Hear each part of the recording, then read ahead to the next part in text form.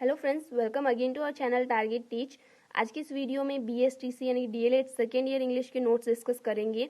Part B discuss करेंगे। Part A जो है हमने बहुत पहले ही डिस्कस कर लिया है। आप में से कुछ स्टूडेंट्स के मुझे कमेंट मिले कि पार्ट बी जो है वो कंप्लीट करवाइए, तो उनके लिए वीडियो है। हालांकि हमारे साथ अभी ज़्यादा सब्सक्राइबर्स, ज़्यादा लर्नर्स जुड़े हुए नहीं हैं, फिर भी जितने बच्चों को हेल्प हो सकती है मेरे लिए वो काफ़ी खुशी की बात रहेगी। आप भी अगर वीडियो को देख रहे हैं तो सब्सक्राइब ज़रूर कीजिए हमारे चैनल को, और हो सके तो अपने दोस्तों के साथ शेयर भी कीजिए।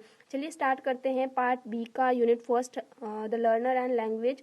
हालांकि ये यूनिट जो है हमने पहले ही डिस्कस कर लिया, इसके नोट्स हमने डिस्कस कर लिए हैं, तो आज इसके MCQs यानी मल्टीपल टाइप जो क्वेश्चन है वो डिस्कस करेंगे। उसमें जो है ये सारे पॉइंट्स हमने पहले डिस्कस किए थे, तो अब कुछ क्वेश्चंस को देखते हैं। ठीक है, तो चलिए स्टार्ट करते हैं वीडियो को। Let's get started.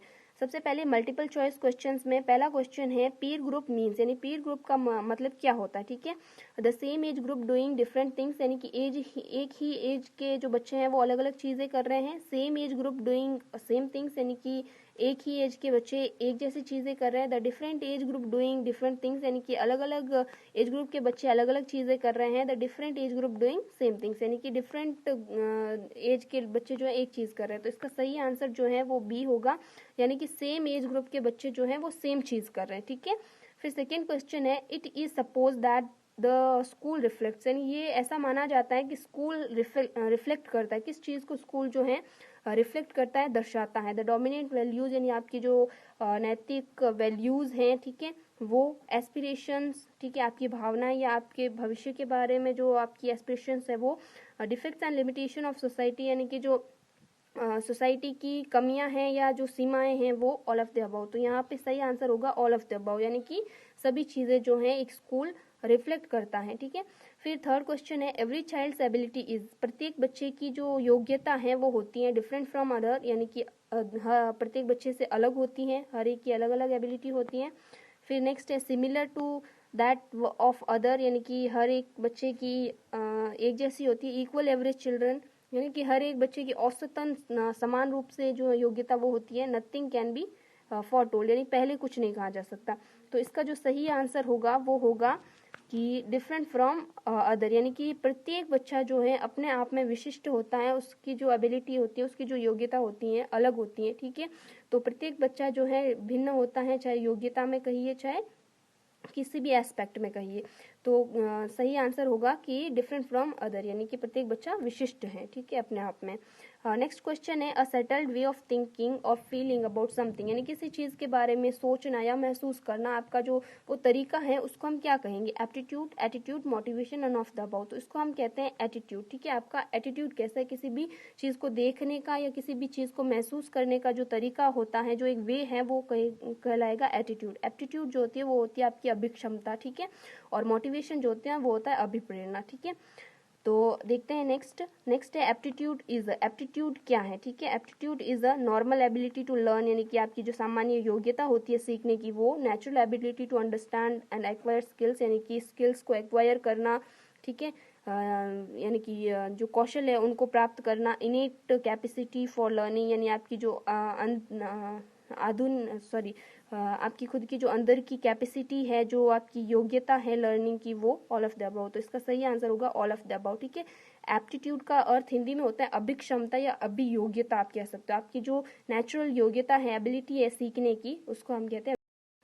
तो ये हो गई आपकी अभिक्षमता। ठीक है, नेक्स्ट है द लर्नर में बी रिगार्डेड, यानी लर्नर को किस तरह से जाना जा सकता है, यानी कौन कौन से टाइप्स होते हैं लर्नर के, वो आप कह सकते हैं। ठीक है, the first generation learner, young learners, beginners, all of the above. तो इन सबके बारे में हमने पढ़ा है। द फर्स्ट जनरेशन लर्नर्स वो जो पहली बार अपने परिवार से जो है स्कूल आए हैं, ठीक है, उनके फैमिली बैकग्राउंड में कोई भी पढ़ा हुआ नहीं है। यंग लर्नर्स आमतौर पर पूर्व बाल्यावस्था के जो होते हैं बच्चे, उनको कहते हैं 5 से 6 एज के जो बच्चे होते हैं वो। बिगिनर्स वो होते हैं जो किसी भी एज ग्रुप के हो सकते हैं, एडल्ट हो सकते हैं, ओल्ड हो सकते हैं, यंग हो सकते हैं, पर वो पहली बार जो है भाषा सीख रहे होते हैं। ठीक है, तो ऑल ऑफ द अबव होगा इसका करेक्ट आंसर। फिर है most of the rural families are, यानी कि ज़्यादातर जो रूरल फैमिलीज, यानी कि गाँव की जो फैमिलीज होती है वो होती है rich, poor, average, none of the above. तो पुअर जो है करेक्ट आंसर है। ज़्यादातर फैमिलीज जो होती है गाँव की वो पुअर होती है। ठीक है, नेक्स्ट क्वेश्चन है most of the rural schools are, rich, resourceful, ill equipped, having all facilities, यानी कि ज़्यादातर जो स्कूल्स होती हैं वो कैसी होती हैं रूरल एरियाज़ में, ठीक है, ग्रामीण क्षेत्र में, तो वो होती है इल इक्विपाइड, यानी कि उनके पास ज़्यादा सोर्सेज नहीं होते, ठीक है, व्यवस्था जो है उतनी अच्छी नहीं होती, ठीक है। नेक्स्ट हमारा 9th क्वेश्चन है, the society specially in rural areas does not give necessary importance to language learning specially English because, यानी कि जो सोसाइटी है, गाँवों की जो सोसाइटी होती है वो इंग्लिश को इतना इंपॉर्टेंस नहीं देती, किस कारण से, ठीक है। They consider English as their mother tongue, यानी कि वो अपने इस भाषा को अपनी मदर टंग मानते हैं, नहीं। They think children will go away to foreign country, ऐसा भी नहीं है। They have great respect to their mother tongue, ऐसा भी नहीं है, ये ठीक है पर इतना करेक्ट नहीं है। They think English is not spoken in the family at home और इन लोकल कम्युनिटी, तो ये सही आंसर है कि वो सोचते हैं कि अंग्रेज़ी भाषा जो है हमारे परिवार में और लोकल कम्युनिटी में नहीं बोली जाती, तो उनको इतना इंपॉर्टेंस नहीं मिलता इंग्लिश को, ठीक है, वहाँ पर नहीं दिया जाता। While teaching second language mother tongue can be utilised in the classroom, यानी कि जब आप मदर टंग जो है आप पढ़ा रहे हो तब किस तरह से जब आप सेकेंड लैंग्वेज पढ़ा रहे हो तो मदर टंग का यूज़ जो है आप किस तरह से कर सकते हैं, यूटिलाइज किस तरह से कर सकते हैं, उसका उपयोग किस तरह से कर सकते हैं, ठीक है, फ़ायदा किस तरह से उठा सकते हैं। तो यहाँ पे ऑप्शन से हमारे पास एन एड, यानी कि एक एड के रूप में, रिसोर्स के रूप में, मीन के रूप में, ऑल ऑफ द अबव, तो सही आंसर होगा all of the above. Aid भी बन सकता है, रिसोर्स यानी कि स्रोत है, मीन्स है एक माध्यम है, ठीक है। While teaching English to the learner the teacher should keep in mind, यानी कि जब अंग्रेजी पढ़ा रहा है टीचर जब इंग्लिश पढ़ा रहे हैं तो किस चीज़ को जो है वो ध्यान में रखे, the psychological factor, the social background, the individual differences, all of the above, तो सही आंसर होगा ऑल ऑफ द अबव। लेकिन जब एक टीचर इंग्लिश पढ़ाता है तो उसको साइकोलॉजिकल फैक्टर्स, यानी कि बच्चे का एटीट्यूड, एप्टीट्यूड, मोटिवेशन, यानी अभिक्षमता हो गया, आपके प्रेरणा, अभिप्रेरणा हो गया, ठीक है, अभिरुचि हो गई, उन सब का ध्यान रखना होता है। सोशल बैकग्राउंड ध्यान रखना होता है कि बच्चा जो है कहाँ से आया है, ठीक है, उसका फैमिली बैकग्राउंड क्या है, ठीक है। फिर इंडिविजुअल डिफरेंसेस को भी ध्यान में रखना आवश्यक है, ठीक है। नेक्स्ट क्वेश्चन है, the factor more responsible for moulding the nature of the learner may be, यानी कि जो मोस्ट इम्पॉर्टेंट फैक्टर कौन सा है जो रिस्पॉन्सिबल है बच्चे को सीखने के लिए, सेल्फ, टीचर, फ्रेंड, सोशल, तो यहाँ पे सही आंसर जो होगा हमारा सेल्फ, ठीक है।